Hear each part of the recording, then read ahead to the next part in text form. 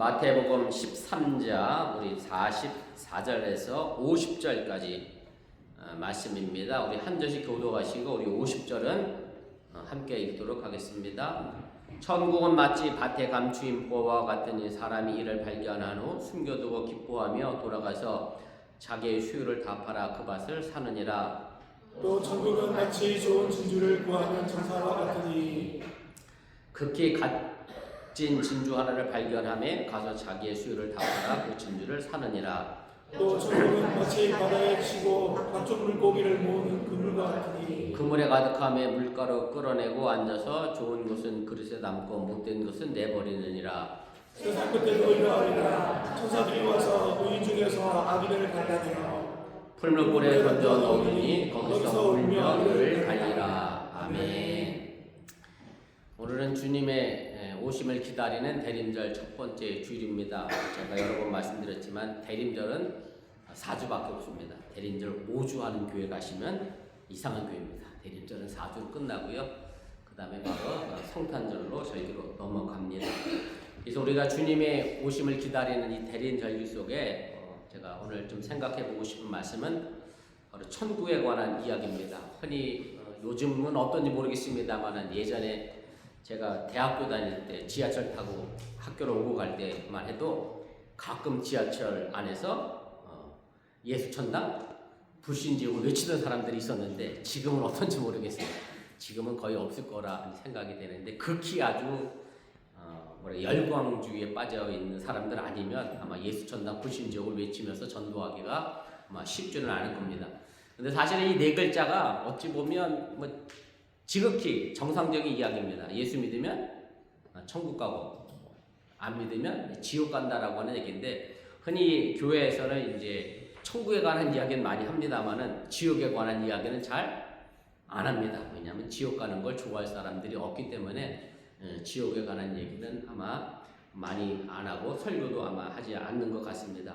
오늘 본문 말씀에도 보면 천국은 마치 이렇게 시작하면서 결국 50절 끝에 가면은 무엇에 관한 이야기가 나오냐면 풀무불에 던져 넣으리니 거기서 울며 이를 갈리라. 예수님도 천국과 지옥에 관한 말씀을 함께 해주고 계신데 그런데 문제는 뭐냐면 예수 믿으면 바로 내가 천국 가는 게 아니라는 얘기죠.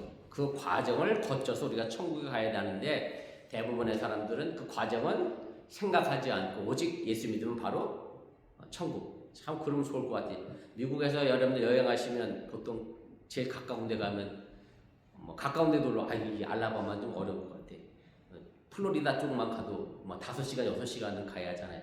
운전하면서 출발 그러면 딱 플로리다 도착하면 얼마나 좋겠어요. 제가 가끔 그런 생각 해보거든요.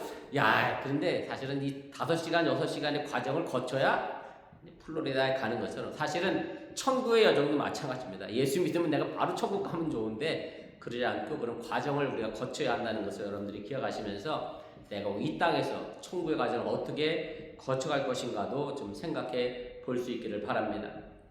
일반적으로 성경을 보면 이제 특정 주제를 기록해 놓은 부분이 있습니다. 잘 아시는 것처럼 고린도전서 13장은 이제 사랑에 관련된 이야기가 적혀져 있고 히브리서 11장은 믿음에 관련된 이야기가 이제 적혀져 있습니다. 그래서 고린도전서 13장을 사랑장이라고 하고 히브리서 11장을 믿음장이다 이렇게 부르고 있는데 그럼 오늘 본문 말씀이 들어있는 이 마태복음 13장은 도대체 무슨 이야기로 기록되어져 있느냐 보면 전부 천국에 관련된 이야기로만 마태복음 13장은 구성되어져 있고 그렇게 기록되어져 있습니다. 그래서 제가 오늘 그 부분의 한 부분만 오늘 본문 말씀으로 읽었습니다. 오늘 본문을 시작하는 중요한 문구가 있는데 그것은 바로 천국은 마치라고 하는 단어입니다. 오늘 우리가 읽은 마태복음 14장 전부를 다 읽지는 않았습니다. 보면 마태복음 13장 전체의 내용은 바로 천국은 마치 이런 식으로 천국은 어떤 곳이다 우리에게 안내해주고 가르쳐주고 있는 것이 오늘 마태복음 13장의 말씀의 내용입니다. 그래서 마태복음 13장에 나오는 이 천국에 관한 비유를 시작하는 부분을 정리해보면 이렇게 정리해 볼 수가 있습니다. 24절에 보면 천국은 좋은 씨를 뿌린 채 제 밭에 뿌린 사람과 같으니 또 천국은 마치 사람이 자기 밭에 갖다 심은 겨자씨 하나를 같으니 44절에 가면 천국은 마치 밭에 감추인 보와 같으니 45절에 천국은 마치 좋은 진주를 구하는 장사와 같으니 또 47절에 보면 천국은 마치 바다에 치고 각종 물고기를 모는 그물과 같다. 이런 식으로 천국에 관한 이야기를 우리에게 알려주고 있습니다. 그래서 마태복음 13장 전체를 보면 천국이 어떤 것인지 우리에게 비유로 마치라고 하는 그런 단어를 사용하여 비유로 설명을 해주고 있습니다. 그런데 우리가 고린도전서 13장의 말씀을 읽어보면 사랑은 오래 참고 사랑은 온유하며 사랑은 시기하지 않고 이런 식에 대한 사랑의 가르침을 주고 있고 히브리서 11장도 마찬가지인데 믿음은 바라는 것들의 실상이요 보지 못하는 것들의 증거다라고 하면서 믿음이 어떤 것이다라고 분명하게 우리에게 가르쳐주고 설명을 해주고 있습니다. 그런데 오늘 이 천국에 대한 말씀은 사랑과 믿음처럼 참 간단하게 정의하고 우리에게 분명한 말로 가르쳐주고 있지 않습니다. 전부 마치 어떠하다라고 하는 식으로 비유를 통하여 우리에게 일깨워주고 있다라고 하는 얘기입니다. 이렇게 할 수밖에 없는 것은 우리가 이 천국에 관하여 이해하고 깨달아 알기에는 이성적으로 너무 어려움이 있기 때문에 오늘 마태복음 저자는 천국은 마치 이렇다라는 식의 비유로 우리에게 천국을 가르쳐주고 있다라고 하는 말씀입니다. 지난주에 형경이가 집에 와서 이런 얘기를 합니다. 비행기 타고 딱 2시간 왔는데 여기 날씨는 왜 이러느냐고. 지금 형경이가 사는 동네는 섭씨 지금 한 3도 정도 한대요. 추운데 다시 가기 싫다고 벌써부터 징징대고 있는데 그러니까 형경이 입장에서는 추운데 살다가 여기 오니까 이 날씨가 전혀 이해도 안 가고 상상도 안 가고요. 저희는 또 형경이한테 여기가 이렇게 따뜻하니까 거기가 이렇게 또 추운 줄 몰라서 그걸 다 이해 못할 때가 있습니다. 그것이 내가 경험하지 못했기 때문에 이해하는데 한계를 가질 수밖에 없는 것이 우리 사람들의 경험이라고 하는 것을 여러분들이 깨달으시기를 바랍니다. 그래서 우리가 흔하게 천국에 대하여 오해하는 것 가운데 하나가 뭐냐면 천국은 저 하늘 넘어 어디쯤에 있을 것이다 라고 하는 천국에 대한 오해를 가지게 됩니다. 그래서 제가 여러 번 이미 들었던 말씀인데 최초의 우주 비행사였던 소련의 가가린이 우주를 떠나서 달에 도착한 다음에 실제로 뭐 그런 말을 했는지 안 했는지 저는 모르겠습니다만 그랬다잖아요. 달에 와보니 천국이 없더라. 가가린이 이런 말을 했다고 하는 이야기는 뭐냐면 가가린은 천국은 저 우주 너머 한 물리적 공간 안에 천국이라고 하는 행성이 있는 줄 알았기 때문에 그렇게 표현을 했다라고 하는 얘기입니다. 그래서 우리가 기억해야 할 것은 천국이라고 하는 것은 어떤 물리적 공간을 의미하지 않는다는 사실입니다. 물리적 공간에 천국을 찾으려고 한다고 하면 사실 결국 우리는 이 땅에서 그 천국을 찾을 수는 없습니다. 천국, 하나님의 나라에서 이 나라는 헬라어로 바실레이아라고 하는 단어를 사용합니다. 이 바실레이아라고 하는 헬라어는 바로 통치, 주권이라고 하는 의미를 가지고 있고 그래서 하나님의 나라는 바로 하나님의 통치하심과 다스림이 있는 곳이 바로 천국, 하나님의 나라라고 하는 사실을 여러분들이 깨달으시기 바랍니다. 그러기에 우리는 천국을 막연히 죽어서 가는 것이 아니라 이 땅에 내가 삶을 감당하고 있는 현재의 가정과 직장과 사회에 하나님의 통치와 섭리를 이끌어내어 이 땅에서 내가 천국의 삶을 살아가야 하는 것이 크리스천의 삶이라고 하는 것을 여러분들이 믿으시기를 바랍니다.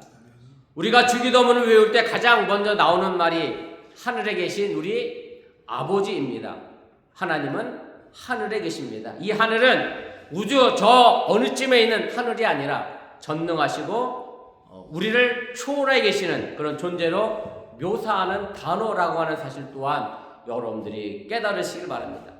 그리고 특히 요한계시록에 가면 천국은 이렇게 표현이 됩니다. 거기는 눈물도 없고 고생도 없고 고통도 없고 싸움도 없고 정말 좋은 곳으로 묘사됩니다. 그리고 그 천국에 들어가기 위해서는 예수를 믿어 구원을 얻어야 한다는 조건이 있습니다.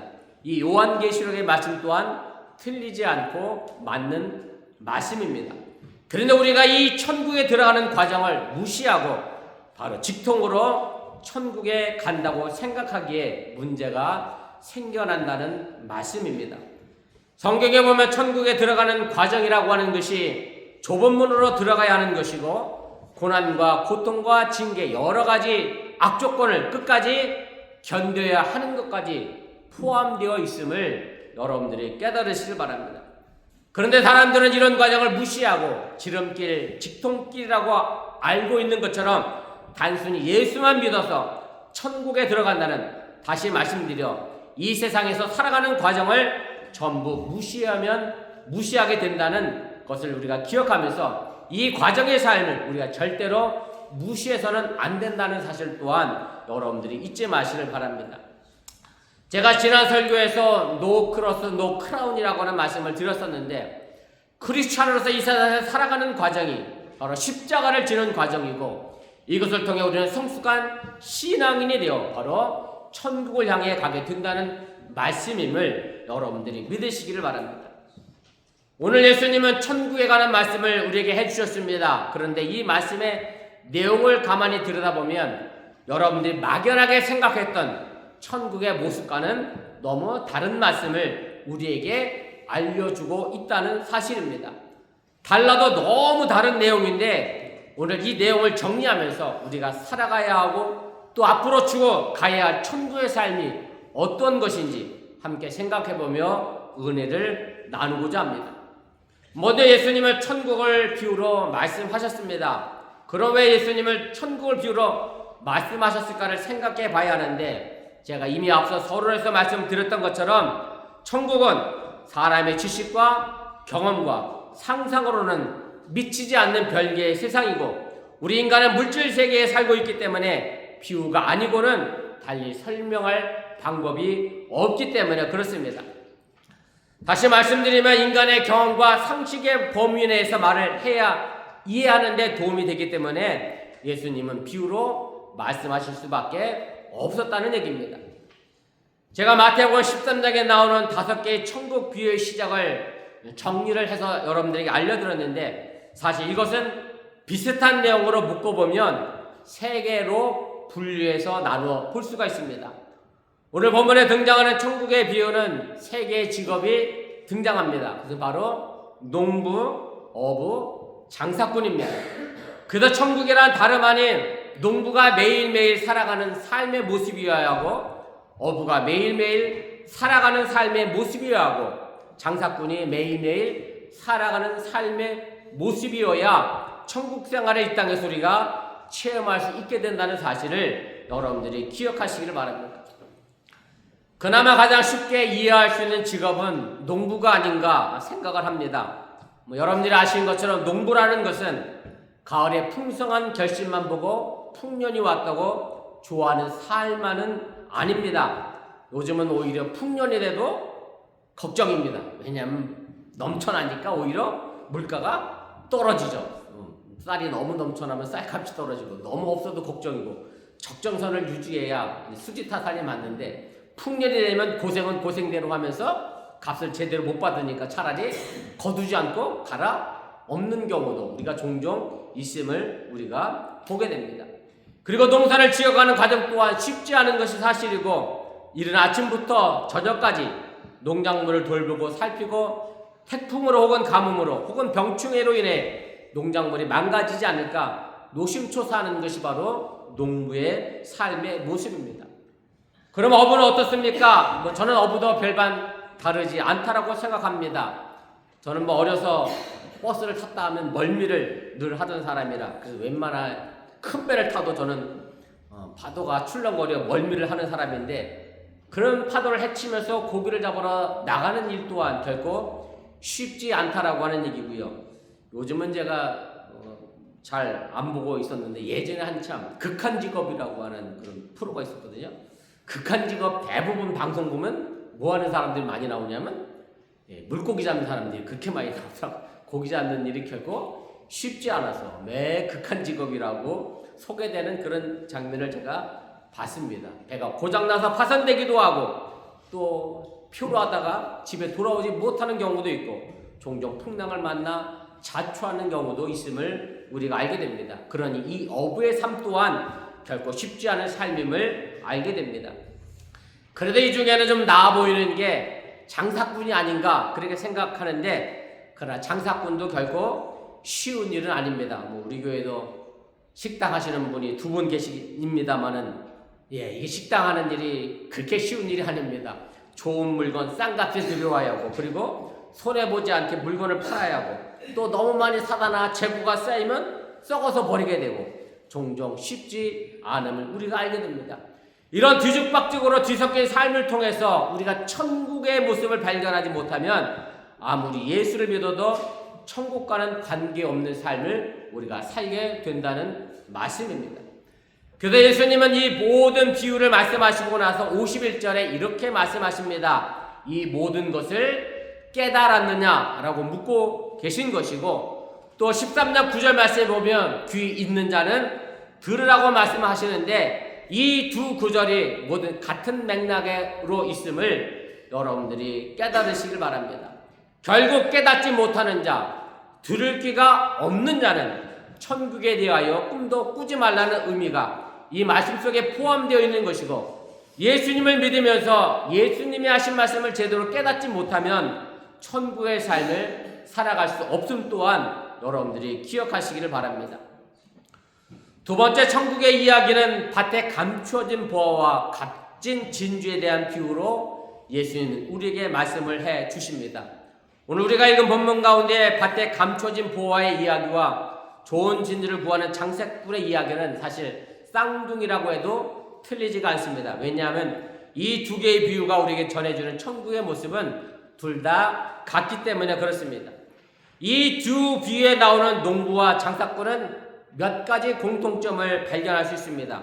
그 첫째가 바로 천국이라고 하는 보화를 자기 것으로 만들기 위해서 두 사람은 그들이 가지고 있던 모든 소유를 팔았다는 것에 있습니다. 두 번째는 두 사람 모두에게 천국은 모든 것을 다 바칠 수 있는 가장 귀중한 것이었다라고 하는 얘기고, 세 번째는 보화나 진주 모두가 쉽게 눈에 띄는 곳에 있지 않다는 사실입니다. 그래서 이 세 공통점을 조합해서 보면 천국은 우리에게 어떤 곳인지 쉽게 정리를 해보게 됩니다. 먼저 천국은 우리 인생의 모든 것을 다 바쳐서 소유할 만한 가치가 있다는 겁니다.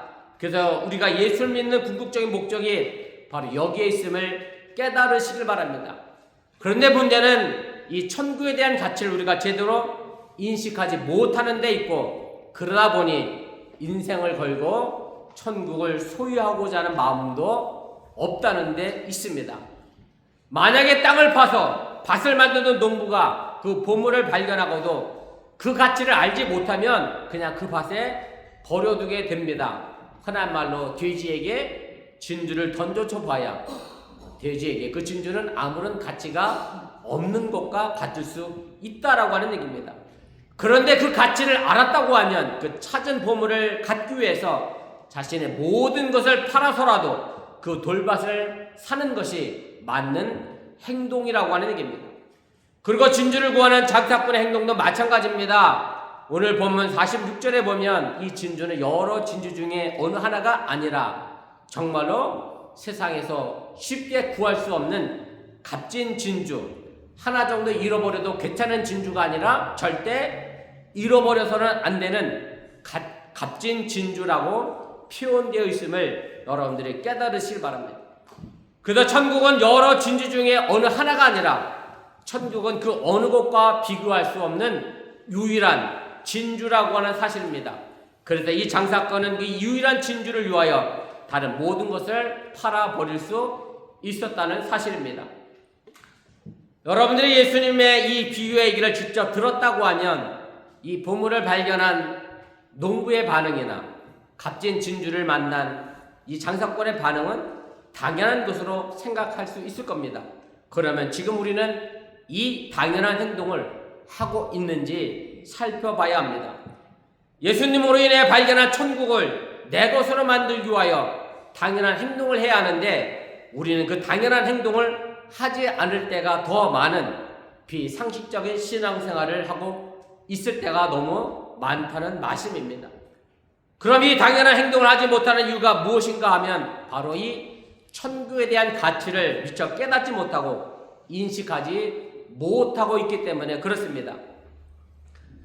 미국에 와서 제가 제일 적응 안 됐던 것 가운데 하나가 TV였는데 요즘 한국에 가면 그냥 나오기가 또 미안할 정도로 저도 어느 순간 TV라는 문화에 젖어든 그런 사람이 됐습니다.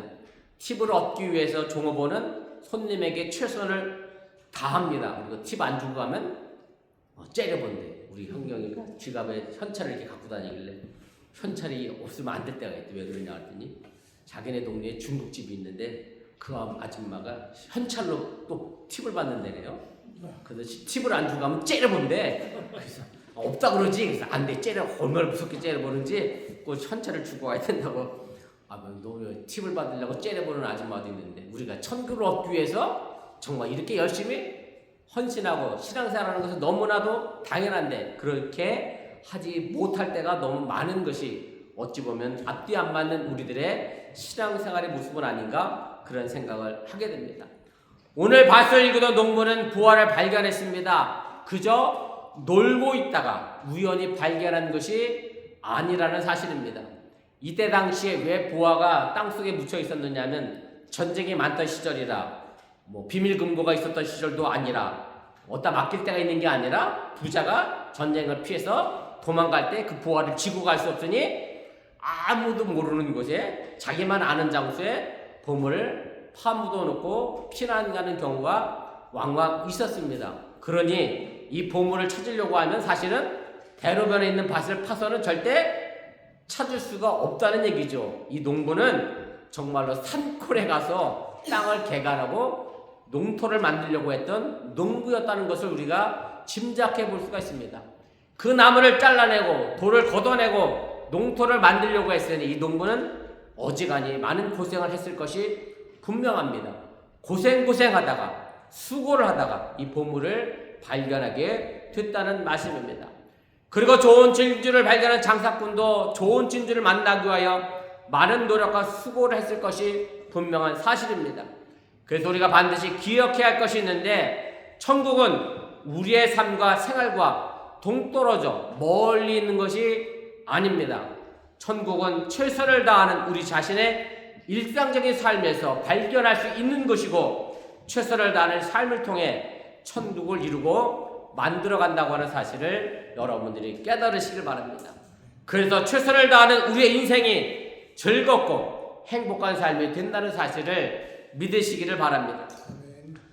예수님은 이 모든 것을 깨달았느냐라고 물으신 것의 의미가 바로 여기에 있음을 여러분들이 기억하시길 바랍니다. 우리가 이 진리를 깨닫지 못하면 우리의 인생은 늘 힘들고 늘 고달프고 늘 고생스럽고 하는 한숨과 고난의 삶일 수밖에 없습니다. 이 천국의 진리를 깨달아 알아야 우리의 삶이 행복과 기쁨과 감사가 넘치는 천국이 된다고 하는 사실을 여러분들이 믿으시기를 바랍니다. 세 번째는 가라지의 비유와 그물 비유의 천국에 관한 이야기입니다. 이 둘의 비유의 초점도 분명합니다. 일단은 가라지와 곡식이 함께 자라는 것처럼 각종 물고기가 한 그물에 잡히게 되고 나중에 가라지와 알곡은 구별이 되는 것처럼 많이 잡힌 물고기 중에 좋은 것과 나쁜 것은 구별되어지고 분리되어진다라고 하는 얘기입니다. 이것은 종말론적인 해석으로 보면 교회 안에도 알곡과 가라지가 있다라고 하는 얘기고 좋은 고기와 나쁜 고기가 있다고 하는 얘기고 최후의 심판 때 이 알곡과 좋은 고기는 선택되어지고 가라지와 나쁜 고기는 심판을 받아 오늘 여기 나오는 본문의 말씀처럼 풀무불에 던져져 거기서 울며 이를 갈게 된다는 말씀입니다. 그래서 우리가 이 비유를 통하여 배워야 할 것은 나는 과연 마지막 심판 때 알곡과 좋은 고기로 분류될 수 있는 성도인지 아닌지를 우리 스스로 검증하고 살펴봐야 한다는 말씀입니다. 그리고 마지막으로 생각해 볼 것이 있습니다. 그것은 바로 천국의 삶을 방해하는 것들이 우리 주위에 너무 많다는 사실입니다. 가라지의 비유를 보면 좋은 씨앗을 뿌렸는데 가라지가 생긴 것에 대하여 궁금해하며 주인에게 질문하는 종들의 모습이 있습니다. 마태복음 13장 27절에 있는 말씀인데 함께 읽어보겠습니다. 집주인의 종들이 와서 말하되 주여 밭에 좋은 씨를 뿌리지 아니하였나이까? 그런데 가라지가 어디서 생겼나이까? 그러자 주인이 이 말에 대하여 이렇게 대답을 해줍니다. 주인이 이르되 원수가 이렇게 하였구나. 이 말씀 속에서 우리가 깨달아야 할 것은 우리의 신앙생활 속에 우리로 하여금 천국의 기쁨과 평안을 누리지 못하게 하는 것들이 있다는 것이고, 그것이 바로 원수라고 표현되어져 있는 단어임을 여러분들이 기억하시기를 바랍니다. 그래서 결국 원수가 하는 일이 무엇인가 하면 마태복음 13장 14절에 있는 것처럼 듣기는 들어도 깨닫지 못하게 하는 것이 바로 원수가 하는 일이고, 우리가 봐도 알아보지 못하도록 하는 것이 바로 이 원수가 하는 일이라고 하는 것을 여러분들이 이해하시기를 바랍니다. 그래서 보물을 발견하고 진주를 발견해도 그것의 가치를 알지 못하게 방해하는 모든 것들이 원수가 하는 일이라고 하는 사실을 여러분들이 믿으시기를 바랍니다. 이것을 지금 우리의 신앙에 그대로 적용을 해보면 그 원수의 실체가 무엇인지 금방 알게 됩니다. 여러분들이 지금 하나님의 말씀을 듣고 계십니다. 그리고 그 말씀을 듣고 깨달으면 참으로 감사한데, 그렇지 못하고 말씀을 들어도 깨닫지 못하도록 하는 나쁜 사람의 생각으로 인하여 그런가 하고 그냥 흘려보내게 됩니다. 그리고 말씀을 깨달아서 결단하고 실천에 옮기려고 하는데 이것을 못하게 방해하는 것들이 있습니다. 그래도 원수는 우리에게 아주 커다란 것들을 빼앗아 가는 것이 아닙니다. 아주 단순히, 아주 간단하게 우리 마음속에 뿌려진 하나님의 말씀을, 그 씨앗을 빼앗아 가서 그 결과 우리가 환난과 핍박을 만나게 되면 우리로 하여금 넘어지게 만드는 것이 바로 원수가 하는 일이고, 세상의 염려와 유혹에 견디지 못하게 하는 일들이 바로 원수가 하는 일들이라고 하는 것을 여러분들이 깨달으시길 바랍니다. 이 원수는 우리에게 큰 일을 만들어내지 않습니다. 다만 살짝 우리 마음속에 가라지만 뿌려 놓을 뿐입니다. 아마 큰 일을 한다고 하면 아마 여러분들이 화들짝하고 놀라서 다 방해하고 나 그거 못한다라고 아마 할 겁니다. 그런데 원수는 그렇게 하지 않습니다. 대수롭지 않은 것처럼, 정말로 너무나 작은 일인 것처럼 우리로 하여금 생각하게 하고, 그것 때문에 하나님의 말씀을 제대로 이해하지 못하고 깨닫지 못하게 하여 우리에게 나쁜 결과를 만들어내게 만드는 것이 바로 원수가 하는 일이라고 하는 얘기입니다.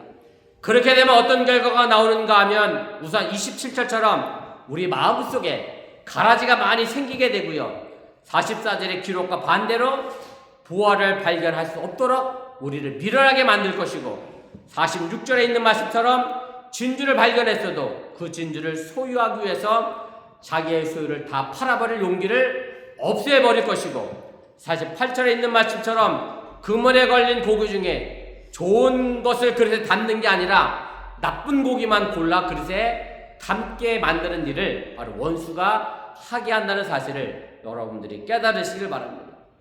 그래서 하나님의 말씀을 변질시키는 사람들의 생각, 인간적인 욕심, 결국 이 모든 생각들이 원수이고 이것이 결국 사탄이라고 하는 사실을 여러분들이 잊지 마시길 바랍니다. 그래도 우리는 이 원수들과 싸워야 하는데 이 싸움이 그렇게 결코 쉽지는 않습니다. 왜냐하면 이 원수가 얼마나 부지런한가 하면 마태복음 13장 25절에 보면 이렇게 되어 있어요. 사람들이 잘 때에 그 원수가 와서 곡식 가운데 가라지를 덧뿌리고 갔더니 이렇게 되어 있습니다. 우리가 잘 때도 자지 않고 일하는 것은 누구예요? 바로 원수고 사탄입니다. 사실은 제게 원수가 틈탈 일이 많아. 왜냐하면 저는 9시 반이면 무조건 자거든요. 전 너무 일찍 자는 거 같죠? 안 그러면 전 새벽에 못 일어나서 새벽기도 나오려면 9시 반에 좀 부스스리스러도 자는데, 아무튼 우리가 자도 원수는 자지 않고 열심히 일합니다. 정말 우리가 생각하지도 못하는 상황과 시간 속에서 활동하는 것이 원수라고 하는 얘기고, 그래서 우리는 더욱 깨어 있어야 한다라고 하는 얘기고, 그래야 부지런한 원수를 막아낼 수 있다는 사실을 여러분들이 깨달으시길 바랍니다. 그런데 이런 방해에도 불구하고 분명한 것은 하나님은 예수님과 더불어 이미 시작한 천국을 원수와 마귀의 장난에도 불구하고 끝내 이루어 내신다는 사실입니다. 그래서 이 하나님을 믿고 기다리는 사람은 쉽게 흥분해서 갈아지는 정지하고 뽑아내어 버리는 일을 하지 않을 것이고, 또한 하나님의 심판을 믿을 때 우리는 갈아질 일을 보고도 실망하지 않게 된다는 사실을 여러분들이 믿으시기를 바랍니다. 여러분들은 지금 천국의 삶을 살고 계십니까? 그것을 우리가 깨달아 알아야 합니다. 그래야 우리 삶 속에 기쁨과 평안과 감사가 있습니다. 그저 예수 믿어 죽어서 내가 천국에 간다, 그러면 이 세상은 고해와 같은 쓴 바다일 수밖에 없습니다. 천국의 과정을 거쳐 우리가 저 천국 너머에 하나님의 나라에 갈 수 있다고 하는 사실을 여러분들이 기억하시고, 우리에게 주어진 이 땅의 삶의 가치, 천국의 가치를 몰라보는 어리석은 신앙이 되지 않기를 주님의 이름으로 간절히 부탁을 드립니다. 그래서 미래에 죽어서 가야 할 천국을 지금 내가 살아가는 이 땅의 삶에 앞당겨 살아가는 지혜로운 신앙인이 될 수 있기를 주님의 이름으로 또한 간절히 축원을 드립니다. 우리 기도하겠습니다.